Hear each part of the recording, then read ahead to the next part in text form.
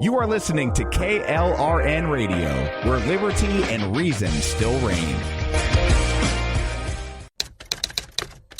All writers are prone to becoming so attached to our characters and stories that we struggle to see why a passage may not be working. It takes another set of eyes to help us nurture our writing to full maturity. At Black Wolf Editorial Services, we strive to enable writers to develop and grow, shaping stories into masterpieces that can stand the test of time. Editing services are provided for all genres and all age categories. Services range from critiques of the short story through to the line edits of the full-length novel and copy editing for those preparing for publication. We also offer assistance on generating a writer's bio for your websites, as well as help with those book blurbs and promotional material. We won't abandon you to the masses. We want to celebrate with you in your successes. Black Wolf Editorial Services, nurturing your writing into maturity. For a full list of services and prices, visit us at blackwolfeditorial.com.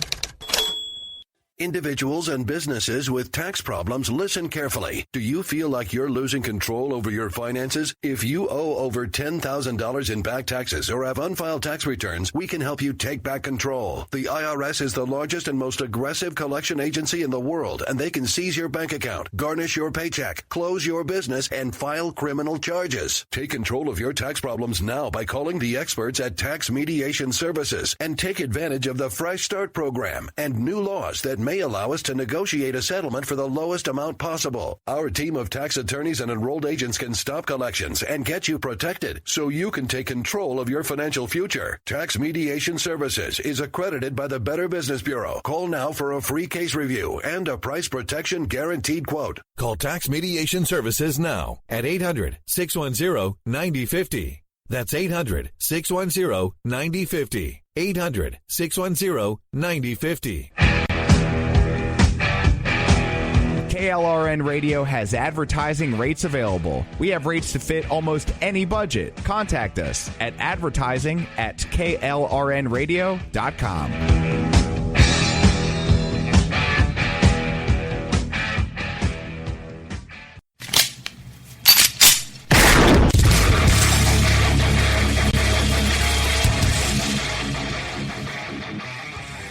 This is Slickery Trigger for Rebel Road Tactical. With proper care and feeding, your pistol will be ready when you need it, there to save your life. Shouldn't your gear be that good? Whether you need a holster for comfortable everyday carry or a tough-as-nails holster for your next training course, Rebel Road Tactical has what you need. Check us out on the web at rebelroadtactical.com. Tired of paying outrageous prices for Viagra? Well, we have great news for you. Now you can finally get Viagra at huge discounts. Healthy Man allows you to save up to $500 on Viagra. Why pay U.S. pharmacy prices of $15 per pill or more when you can get Viagra for less than $3 a pill? Call today and get 40 Viagra pills for only $99. This can cost as much as $600 at your local pharmacy. You can't afford not to call us. If you want Viagra at the lowest prices, never pay $15 a pill pharmacy prices again. Get Viagra for less than $3 a pill. Call 1-800-516-7602 today and save up to $500 and get 40 pills for just $99. Healthy Man is fast, easy, and affordable. Operators are waiting at 1-800-516-7602 to take your call right now. Call 1-800-516-7602. That's 1-800-516-7602. Again, 1-800-516-7602. Get ready to fight from within. You're about to go behind enemy lines. Roger, 3-2. Goliath copies all. Go ahead. Target is surrounded by multiple firms entering what appears to be a residential area. Requesting permission to engage. From the People's Republic of New York City, you're now going behind enemy lines with Gene Baradelli and Russ Gallo.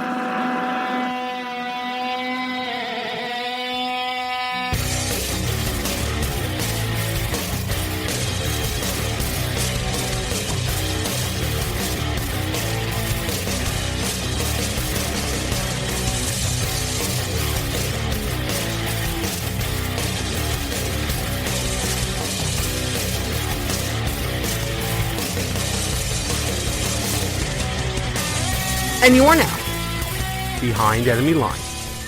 Hey there, how you doing, America? Gene Baradelli here with you.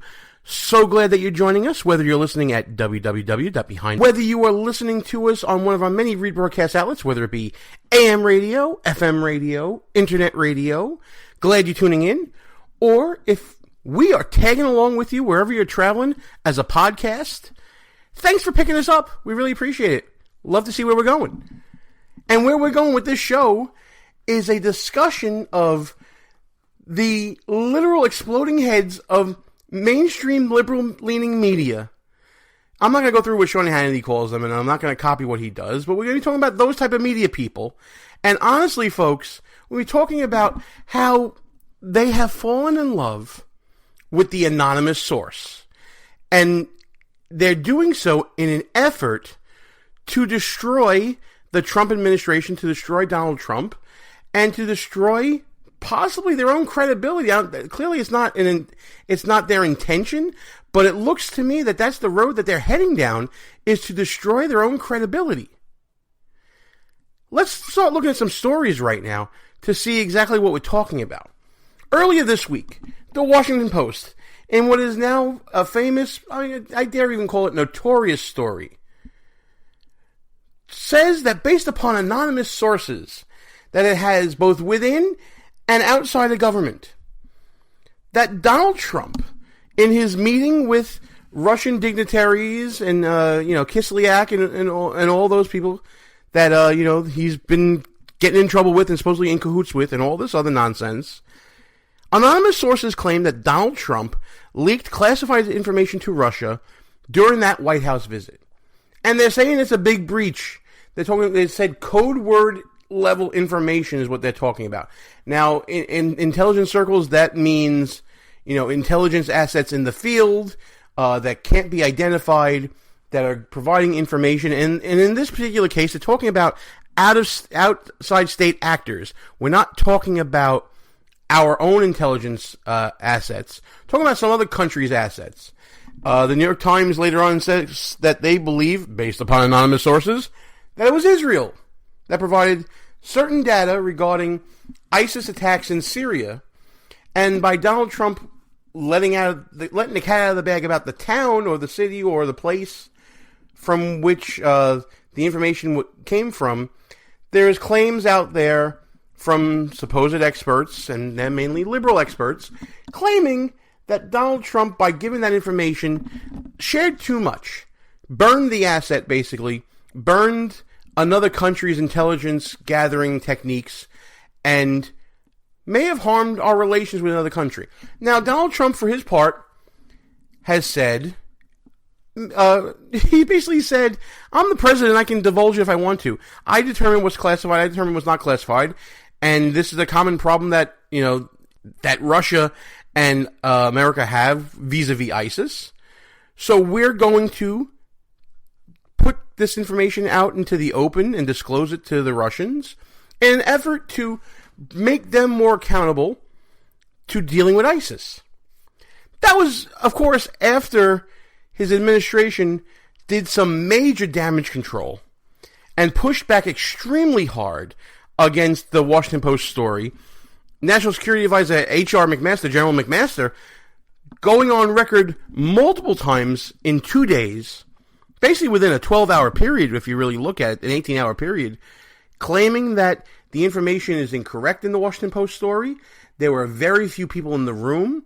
That included himself, the Deputy National Security Advisor, and the Secretary of State Tillerson, and their staff, and a few Russian envoys, if you want to call them that. And that what it all comes down to is the information provided by the Washington Post is inaccurate. The president did not disclose any classified information. Everything was already in the public domain, and this is much ado about nothing. And of course, like I said, all this is based upon anonymous sources. Now, the anonymous source, let's go into that a little bit. We don't know who it is, but here's what we know about anonymous sources in general. It is normally the practice of media to use anonymous sources when A, the source itself is credible, not only to the writer, but also to the editor, because presumably editors will ask about sources and it'll all stay in-house, and the editor can judge for themselves whether it's a credible source or not. Second thing that most news agencies do is they will find some sort of corroboration from a second source before publishing an anonymous source's information. An anonymous source is only anonymous, really, to the reader, to the consumer of the media. Everyone else supposedly knows about it, and what the paper is doing, what the media company is doing, I should say, is saying, you should trust us based upon our record of credibility that this person we're talking to is indeed credible. That's what they're asking for. Washington Post, New York Times, they are asking their readers to say to them, believe us because this is what we say. Don't believe what everyone else is saying that's on record. Don't believe what H.R. McMaster is saying. Don't believe what Rex Tillerson is saying. Don't believe what Donald Trump is saying. Believe us because we really know, quote unquote, what's going on here. So let's review what actually is known in this particular Washington Post story. And by the way, folks, there's going to be more of this to come because later on in the week, another story using anonymous sources. You're going to get tired of me saying this word, anonymous source. It's all in the same purview, really, of staking the credibility of the media agency to the people who are reading it. And whether or not, A, it's an acceptable practice, and B, whether you should believe it or not. But let's talk about what we know. Here's what's known. Washington Post cites anonymous sources charging that President Trump unintentionally disclosed classified information garnered from third-party actors pertaining to terrorist activities that would affect both the United States and Russian citizens. The White House and the Kremlin both deny that the information exchange was classified. Which leads me to ask, if that is what is known, why is this even a story? Do we have a problem with the president sharing information that both agree isn't classified amongst actors with a common goal vis-a-vis stopping ISIS? Is that what we have the problem with? Or is it the problem, or is this creating a problem, really? Because the anonymous source is claiming that, well, this wasn't what the president says it is. It was indeed classified information, and there's a major problem here. And some people would even argue that, given the lack of detail that the public on-the-record sources are giving, that one might say that your initial instinct is that there's a cover-up there somewhere because the denial comes after the allegation is made, even though the allegation is probably unfounded in the public domain. So from this known information, let's just talk about some reasonable presumptions we can make based upon the known information. Presumption number one. I presume, or at least I hope, that the anonymous sources were not in the room when this meeting was happening. I don't think that these sources were in the room because, based upon the accounts that we're reading, this information was shared secondhand to the quote-unquote anonymous sources. The secondhand info, which, I think we summarized pretty well, is denied by everybody, but the instinct is, again, why should we believe in government? Or, if you're a liberal, Trump is a liar and I don't believe a word he says. But you see, that allows the reader to fall into the trap that the Washington Post is playing here. Washington Post is playing on mistrust of government and Trump hatred, Trump derangement syndrome, whatever you want to call it, to assume a sense of false credibility that their sources are actually true, when at best they are further down the chain from the people who are telling you on the record that nothing happened that would be so untoward, or that would be classified, or that would be a poor practice. It's almost like a bad game of telephone, folks. Who do you believe? The source or the secondhand information that is coming out from people, A, who weren't in the room, and B, admittedly by the Washington Post, are not even in government. Because they claim that their quote-unquote anonymous sources are no longer in government jobs. Some are and some aren't. Well, what kind of source is that? We have the people who were actually in the room. We have the records that were generated as a result of the people being actually in the room. Versus secondhand information garnered by current and former lower-level employees, and they gotta be lower-level, folks, because we're talking about the National Security Advisor and Secretary of State, and the President of the United States. By definition, they're lower-level people. And they're trying to tell you that they know better based upon their secondhand back-channel information, or however it may have been obtained. It may have been obtained on record. It may have been part of their job. Who knows? But they're trying to tell you that they know better than the primary source information. That's telling you absolutely not, incorrect, no classified information came out. Come on, folks. To me, the next logical question from all this, and based upon these reasonable presumptions that we're making here together, is that because it is almost part of our political culture to mistrust government, our country is based upon a mistrust of a central government, right? That's what our founders were trying to discourage by creating a federal system and creating, this idea of American federalism. Why does this story have heads exploding? The answer has to be because there is a premeditated agenda, either by the sources or by the media, to ruin Trump. Now, that may be my own bias showing. I don't know. But how can you come to any other conclusion than that when you're looking at what's going on here? This has to be some organized method. And by the way, the problem with anonymous sources, no one can cross-examine them. No one can view the information that the reporter has been given or was told. And we'll get to that a little later, because it gets even more ridiculous, by the way. You can't cross-examine it. You can't test the veracity of it by confronting the source. And that leaves a very big gap in between what the official quote-unquote story is and what the off-the-record story is. And it leads to the problems that we have right now. The Trump administration are fighting ghosts.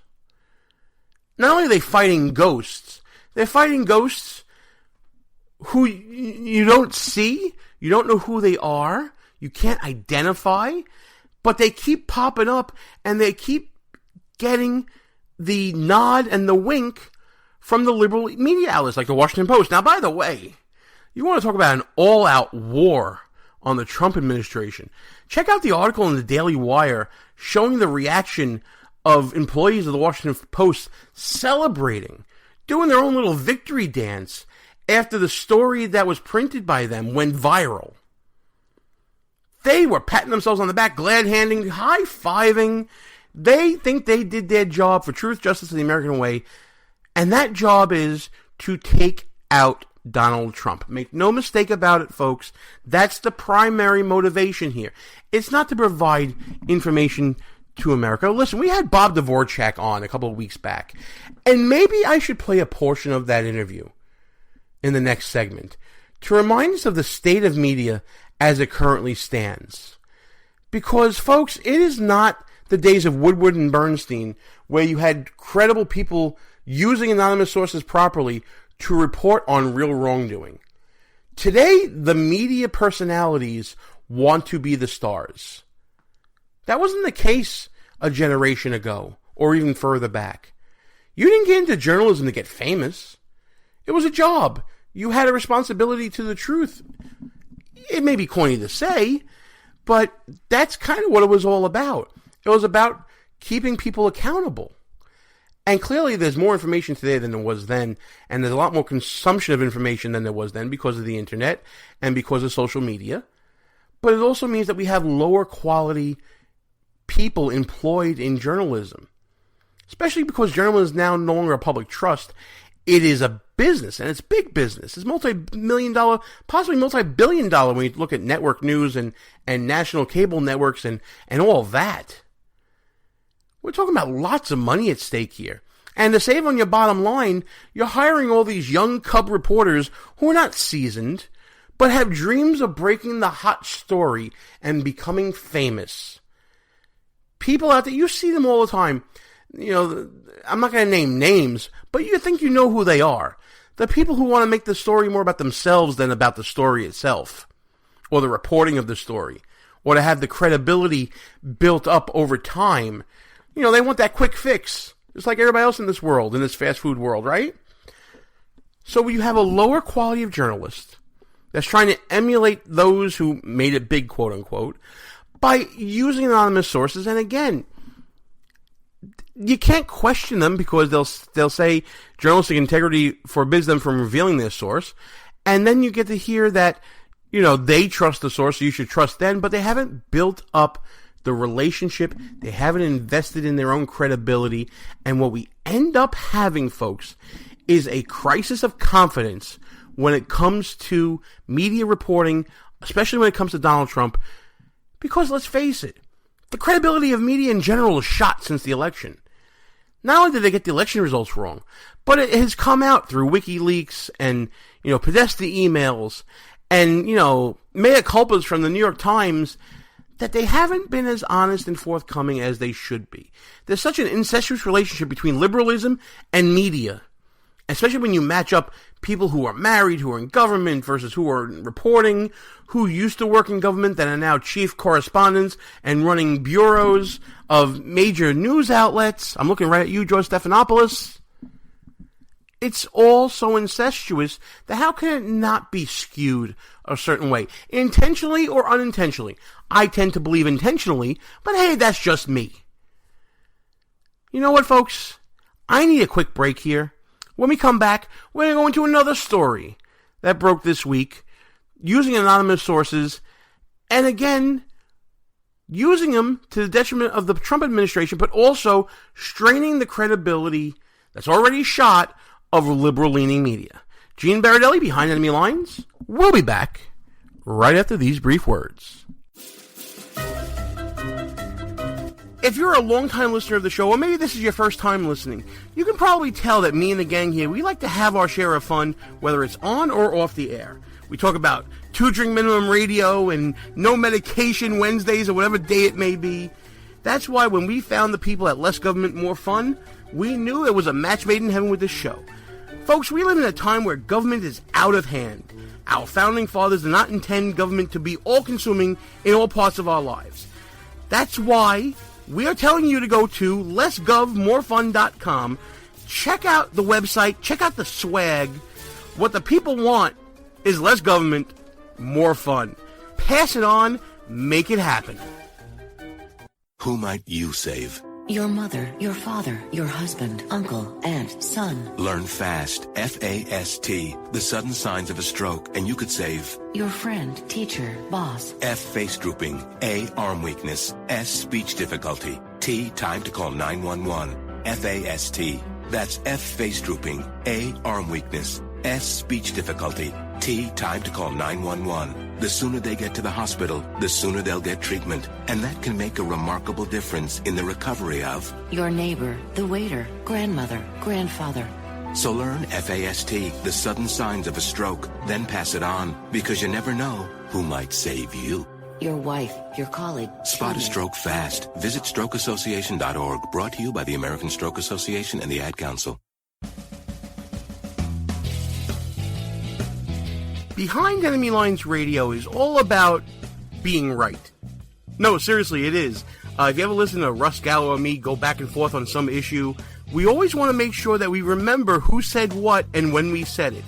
That's why we go to goonrecord.com. It's a brand new social media website. Challenge people on what they believe, whether it's in politics, sports, entertainment, finance, whatever. There's a category for you at goonrecord.com. Check it out right now. Tell us, what do you stand for? It's time for you to go on record. Behind Enemy Lines. Back on the air. Gene Baradelli, back behind Enemy Lines. You know, a couple weeks back, I had a great opportunity to talk to a real journalist, in my opinion. former war correspondent with the Associated Press, wrote a great book about his experiences. Bob Dvorak, Bedouin Bob, as he's known to his comrades in arms, who he stayed with in the 82nd Airborne during Operation Desert Storm. And we had a side discussion about the state of journalism today that I feel we need to revisit before we go any further. Here's the discussion we had a couple weeks back. Based on your decades of experience and where you've gone and what you've done, comparing the state of journalism when you were working for the AP and doing all these crazy things in the Middle East compared to the state of journalism these days. And one of the things I would like you to touch on is the difference in the trust level that people have now compared to what they had when you were out in the middle of the desert doing things that very few people can be able to do. How have things changed so much? Is it because of social media, or is it the quality of journalists have just gone down? Well, that's a very good question, and I haven't been asked that before, but it's a combination of things. One, the profession that I knew of being assigned to go cover a story to its conclusion, then bringing it back, does not exist anymore. And that's a condition of journalism, newspapers shrinking, and the number of reporters or experienced reporters being out there. That doesn't happen anymore. Two, like you mentioned, social media with Twitter and the internet and instant communication. The written word does not have the same worth that it once had, and three, the level of trust. I think like many institutions in the United States, journalism, newspapers, people who write things down just don't. It's just not there anymore. There's just been, I think, just so much distrust in everything that who do you turn to as a source and say, okay, I can trust this person. And the other thing too is what writer is out there with the troops, is seeing it from the foxhole level, is experiencing the same conditions that these people are on the ground. And I'm sure there must be somebody, but boy, I'll be darned if I know who they are. It's just it goes back to the tradition of Ernie Pyle, the World War II writer, who got down in the dirt and lived with the grunts and wrote about the face of war that wasn't being seen in the headquarters with the grand sweep of maps and things of that sort. You get a different perspective when you put yourself in their combat boots. I can tell you that. Do you think that journalists are too worried about becoming famous themselves than they are about reporting the story? Yeah. Well, anybody. See, my job in 50 years was to keep myself out of a story. I mean, I never inject myself in. I mean, as a writer, there are ways to do that without calling attention to yourself. But now it's, I don't think that's possible anymore. It's me, and look what I do, and I'm holding a mic, and I'm the scud stud or whatever else. And to me, the basic saw of journalism was to get the story, but don't put yourself into it. And like I said, that the profession that I knew was gone. That's all. That's like Pony Express riders or John Henry with a steel driving man. That's all gone. Now, the reason I bring this clip up, Bob's absolutely right. Journalism is dead. When he was taught to get the story and not become the story, that's now become the opposite. Because media is big money now. It's star building. It's about becoming that pundit rather than becoming the straight newsman, because the straight newsman doesn't get far anymore. This is what happens, folks, when you turn media into a business. It turns into an industry that disregards facts, and they care more about breaking the news and getting the credit than the actual news itself. That's what it comes down to. And we talk about this in the context of the use of these anonymous sources and how it has strained the credibility of media that's already had a strain of credibility coming out of the 2016 election cycle. Let's look at another example that happened this week earlier. And you know what? Here we go again with anonymous sources. We have the New York Times, quote-unquote, breaking a story, talking about how a memo exists that was written by former FBI Director Comey that details a conversation between himself and Donald Trump when they were alone together in the White House, in which Donald Trump is seemed to be seemingly asking for leniency, or at worst, looking to interfere in the investigation of the FBI about General Flynn and his involvement with Russia. Here we go again.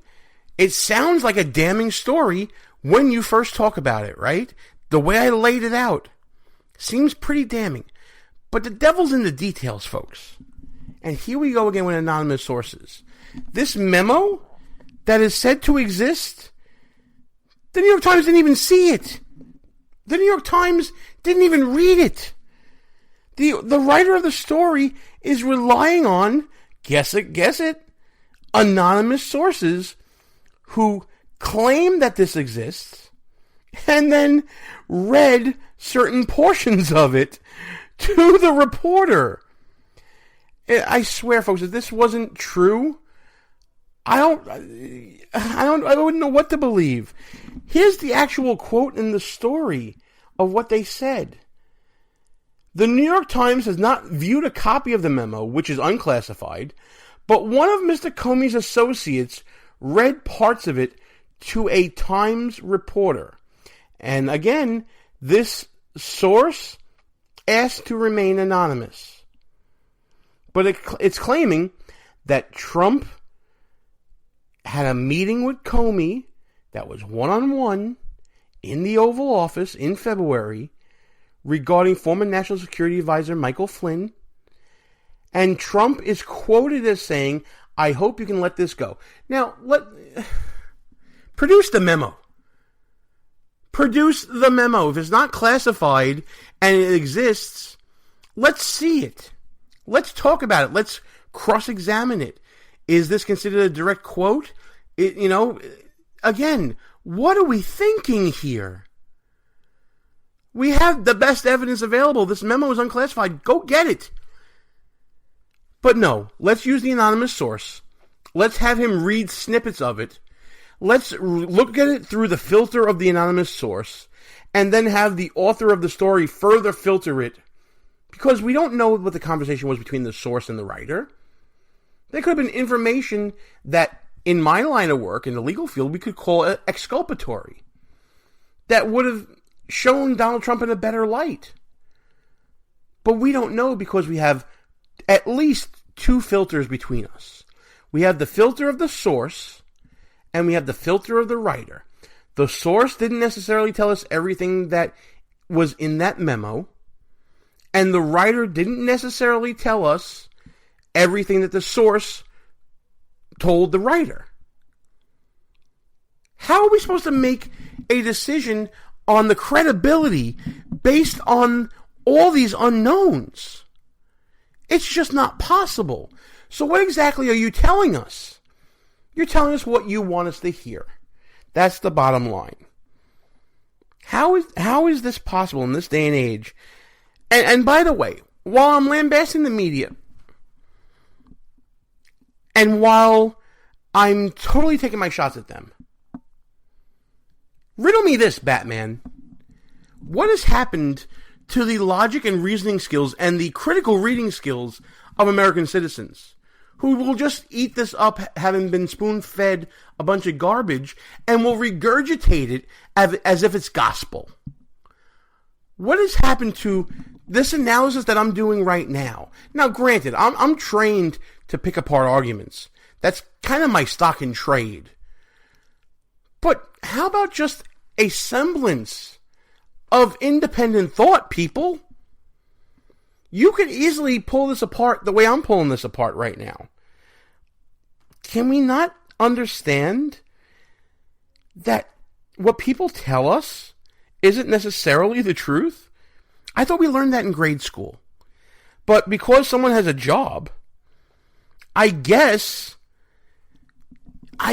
what we're seeing is, I don't even know what we're seeing. We're seeing people who want, I guess, confirmation bias.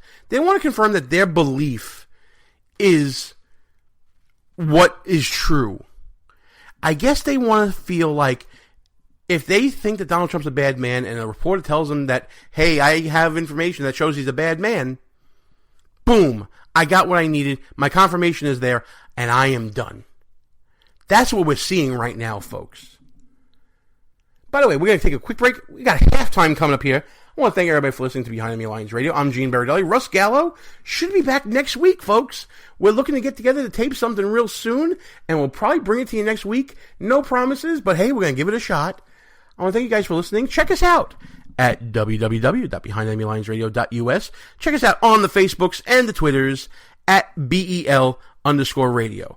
And while you're doing that, usually on Tuesdays, 10 p.m. Eastern Time on Spreaker, we put up a brand new show. If you miss any part of it, don't worry, no problem. You can catch us on one of our rebroadcast outlets, of which there are many, including WJHC 107.5 FM in Jasper, Florida, WDDQ 92.1 FM, Adel, Georgia, WLBB 1330 AM, Carrollton, Georgia, all part of the Red Nation Rising Radio Network. You can also check us out at High Plains Talk Radio, Sackheads Media, KLRN Radio, ICRN, the Internet's Conservative Radio Network, and Lanterns Radio, one of the fastest up-and-coming networks out there, folks, on the interwebs. Check them out at lanterns.buzz. Love that website. I love saying buzz. But listen, even if you miss a rebroadcast, don't worry.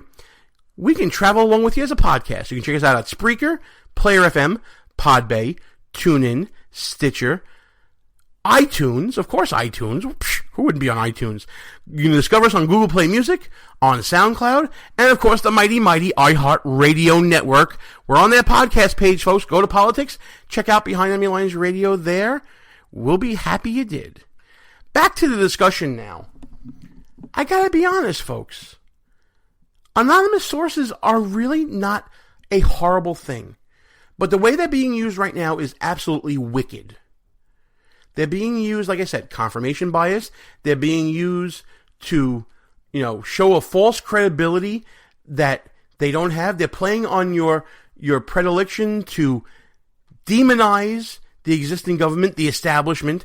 They are working on your Trump derangement and are preying upon their readers in order to create a narrative that will destroy this administration. Back to the story from the New York Times today. I don't know how in the world anyone can read that story about this memo from James Comey, the former FBI director, that claims to be in existence, that claims to be in a file, and not say, why are you telling us what was read to you, Times reporter? Produce the memo. Freedom of Information Act. Obtain it through legal means.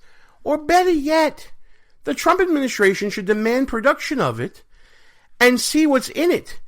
And again, the connotation of something said versus what's on paper could end up being a stark difference of opinion. I know from doing deposition transcripts that there is a way to prepare someone to say something when they know it's going to be put on record so that there's no misunderstanding as to a person reading it later on. When someone is talking to someone else, doesn't know that it's going to be reduced to a writing. Statements can be misconstrued, misunderstood. A whole bunch of different situations can happen. For instance, when Trump says that Flynn is a good guy, and I hope you recognize that he's a good guy, that could just as easily mean I want you to take into account this man's service to the country, this man's service to the military, the fact that he has garnered his own credibility that he is a good person, and factor that into your investigation. Or it could mean he's a good guy, stop what you're doing, I'm ordering you to stop. It could be any number of ways.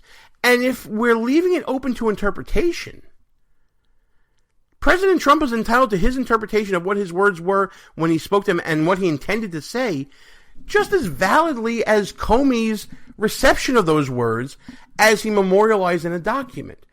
But that doesn't mean either of them are absolutely truth, and either one is absolutely conclusive. There's a difference between what would be considered evidence, what would be considered probative, and what would be conclusive, undisputed, cannot be denied, no question of fact remaining whatsoever. Two different standards, folks. Saying that something is proof, or that something is, should be considered or factored into your account, nothing wrong with saying that. Should this memo, if it exists, be factored into everyone's calculation? Absolutely. But it should only create a rebuttable presumption. And the president should be allowed to give context to his comments. It shouldn't be, as Democrats have been doing, beating the drum for impeachment. It's not conclusive. But it's being reported as if it's a cover-up, that these anonymous sources know better. When again, it raises so many more questions than answers. And one question we haven't talked about in the context of this Washington Post story and in the context of this New York Times story is what laws, if any, were breached or violated by the anonymous sources in obtaining it, in disclosing it, and in disseminating it. We haven't even begun a discussion of that and whether that should be investigated. The same way that Donald Trump's phone call with Australia shouldn't have been disclosed and there should be charges based on that. Where is the FBI on determining whether there are activities here that violate, our national security and violate the law? We need to know about that just as much as we need to know about the context of these comments. You know what? Time for another quick break. When we come back, we're going to try to wrap things up and transition a little bit from stories that are being reported to a story that maybe should be reported if we apply the same standard. Gene Baradelli, Behind Enemy Lines. We'll be back right after these brief words. Hey folks, I just want to let you know about a great opportunity for listeners of Behind Enemy Lines Radio. If you go to our website, www.behindenemylinesradio.us, and click on the SaneBox ad on the right side of the page, you will get a great opportunity for a discounted offer to join SaneBox. SaneBox filters out all the unimportant email from your inbox so that you can really focus on what matters. If you're anything like me, folks, you get hundreds of pieces of email a day, not many of which is important. SaneBox's smart filter will get everything you need to fly through your inbox and finally make email work for you. It gets rid of spam emails, it deprioritizes emails that aren't as important to you, and it helps you unsubscribe from mailing lists and individual senders with ease. So again, go to www.behindenemylinesradio.us and you click on the SaneBox ad and you'll be given an exclusive offer you won't find anywhere else. Time for a little music. We call this, What the F*** is Maxine Waters Saying? To be clear, you believe it would have been better to keep in place an FBI director who you said had no credibility to oversee this investigation than to find someone who you think would be a better choice? No. But I believe the president thought that. Don't forget, you're talking about what some Democrats said, what I said, but don't forget, he was the president. The president supported him. You had confidence in him. It was within his power. And but you said he had no credibility, so it would seem to make sense that he should get rid of him. No. Under investigation, this president basically has interfered with an investigation where he may be implicated. That's outrageous, and that's why we're having so much of a conversation about it today. The bottom line is that you think an FBI director without credibility would have been best served in this position to try to pursue this investigation. I think if the president had fired him when he first came in, he would not have to be in a position now where he's trying to make up a story about why it does not meet the smell test. Yeah. Something smells all right. Understood. So if Hillary Clinton had won the White House, would you have recommended that she fire FBI Director James Comey? Well, let me tell you something. If she had won the White House, I believe that given what he did to her and what he tried to do, she should have fired him. So she should have fired him, but he shouldn't have fired him. This is why I'm confused. No, you're not confused. Yes, I am.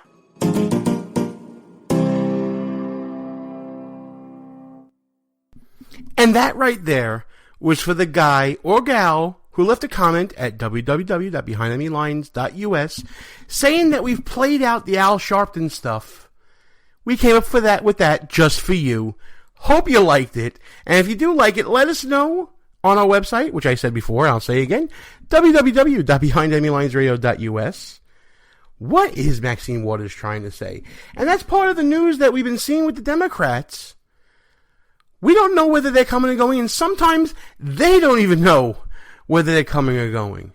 Especially with this whole Comey thing.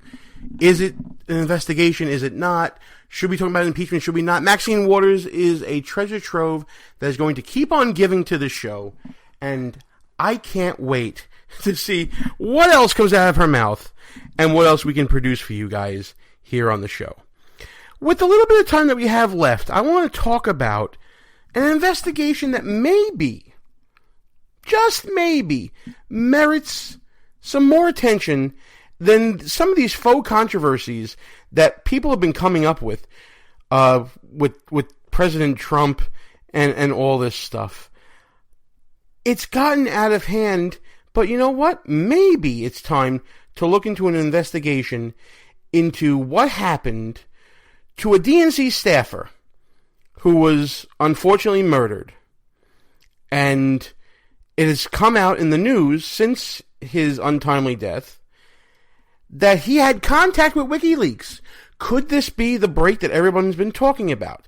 The family of a Democrat National Committee staffer who was gunned down in D.C. back in July is blasting investigators into his death for not going forward with this WikiLeaks connection.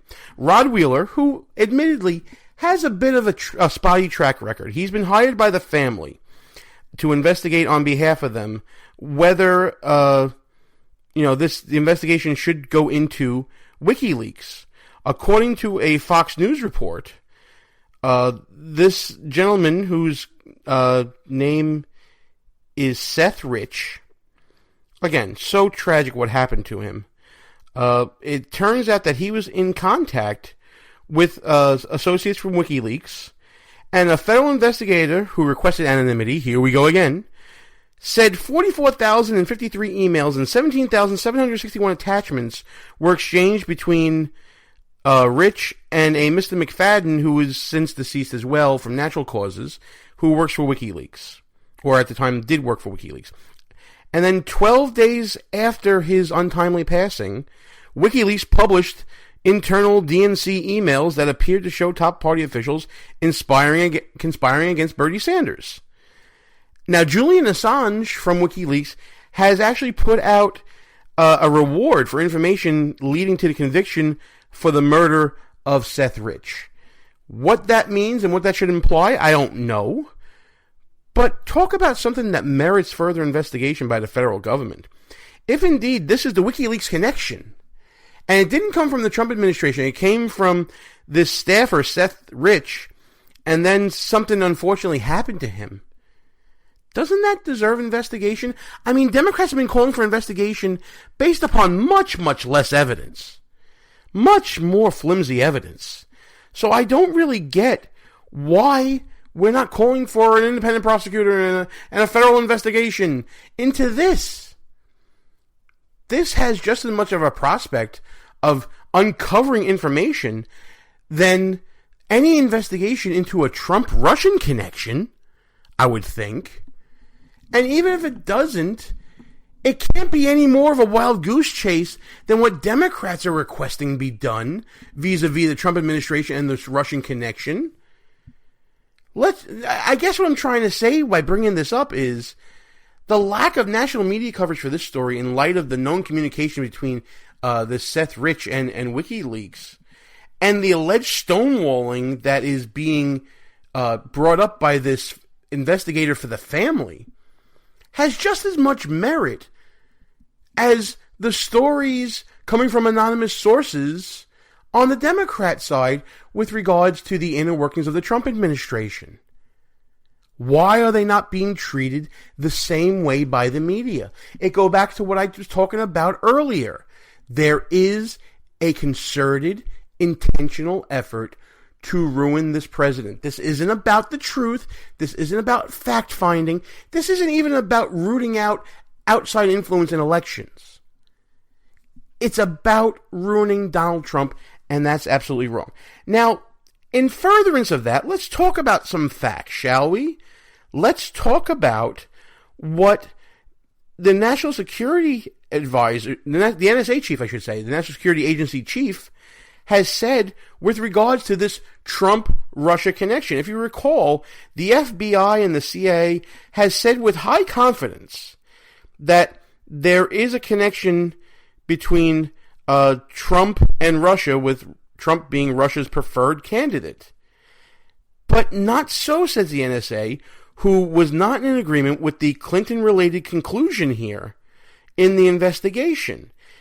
And NSA agency chief NSA director, I should say, Admiral Mike Rogers, was on Capitol Hill explaining himself, and he called it a discrepancy. He wouldn't call it a discrepancy, even though Elizabeth Warren wanted it to be. He calls it an honest difference of opinion between three different organizations, and in the end, he made the call that the conclusion that the FBI and the CIA said was a high-confidence conclusion regarding the connection between Trump, his campaign, and Russia turns out to be more of a moderate connection. They were all in agreement, the FBI, the CIA, and the NSA, all in agreement about the Clinton-related conclusion in the report that the Russians were out to get Hillary Clinton. What they were not all together on is whether these efforts were done to further Donald Trump. It appears, according to Mike Rogers, that we shouldn't have high confidence in that conclusion. It should be moderate confidence. And that brings up a huge point, folks. We're talking about all this intelligence and national security-related documentation and information. But at the end of the day, it all comes down to the person at the head of the agency and the conclusion that they draw. And clearly, given this discrepancy between FBI, CIA, and NSA, you can have reasonable people differ on the conclusion. That means, folks, reasonable people can disagree about Donald Trump and his handling of certain matters within his campaign and within his administration. That's the bottom line. You can have all the anonymous sources you want, but at the end of the day, you're dealing with people and their interpretations of information, which just means one or two things here. Number one, I'm going to have a lot to talk about in the coming weeks and months, because interpretation of facts and circumstances, that's our bread and butter here behind enemy lines. I mean, come on, we're gonna be up the yin-yang when it comes to interpretation of fact. It also means that nobody has an exclusive ownership of truth. Truth is in the eye of the beholder. And when you're offering something for the truth of the matter, don't come at me with edited transcripts of what people told you were in a document that you can obviously get yourself. Don't come to me with secondhand information from lower-level government employees when you can have access to the first-hand information and a direct source. Don't come to me with shoddy information, mainstream media. Don't come to the American people and try to pull one over our eyes when it comes to such serious charges, Nixonian in nature, as you claim. Don't come at us with this nonsense, this garbage, this shoddy work, this lazy work. Because we're not having it anymore. And to the American people out there listening to the show, well, if you're listening to the show, you're obviously a higher class of human being and highly intelligent and probably good looking as well. But to those of you out there consuming this garbage, don't regurgitate it just because it's out there. And don't spew it as truth. Don't cling to it like President Obama would claim that conservatives were clinging to their guns and their Bibles. Investigate for yourself. Don't be an automaton. I say this to all sides. Because I have friends who are liberal. I have friends who are Republican, conservative, centrist. They run the gamut. Don't be an automaton to the media. Use your brain. God gave it to you for a reason. And it is to reason and to think and to come up with things for yourself. That's what it comes down to, folks. The reason why we do the show Behind Enemy Lines is not only to entertain, and I think we do a fairly good job of that, but it's also to wake you up.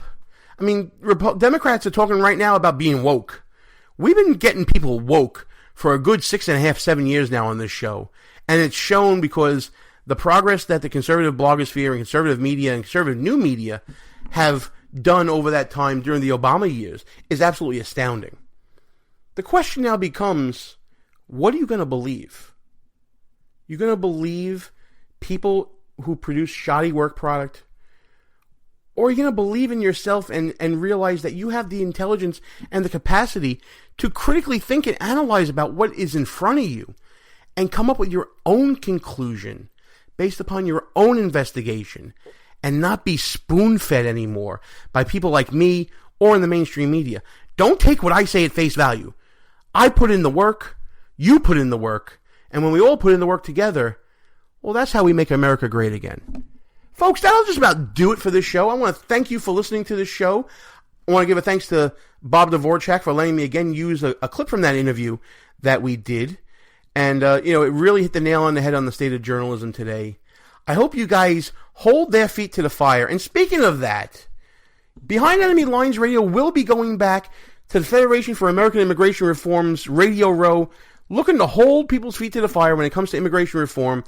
As the weeks and months tick away to that event at the end of June, we will be announcing some great guests that will be bringing you, some great interviews, and hopefully some great discussion from Red Nation Rising Radio, who will be having a booth there basically the whole time on Radio Row. Really excited to be a part of the Red Nation Rising family of radio shows that are going to the show. We'll let you know who will be going, but Russ and I will be going, and that should be enough for you to tune in regardless. But until then, and until next week, folks, it's time to shut this sucker down. Gene Baradelli, Behind Enemy Lines, live from the People's Republic of New York.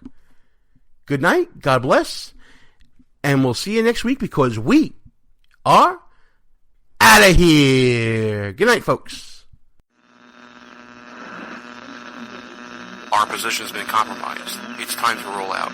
Report for debriefing at www.behindenemylinesradio.us and look for regular communications via Facebook and Twitter at BEL_radio. You are the resistance. Behind Enemy Lines. A rock radio production. Copyright 2016. Back in 7 days. Out.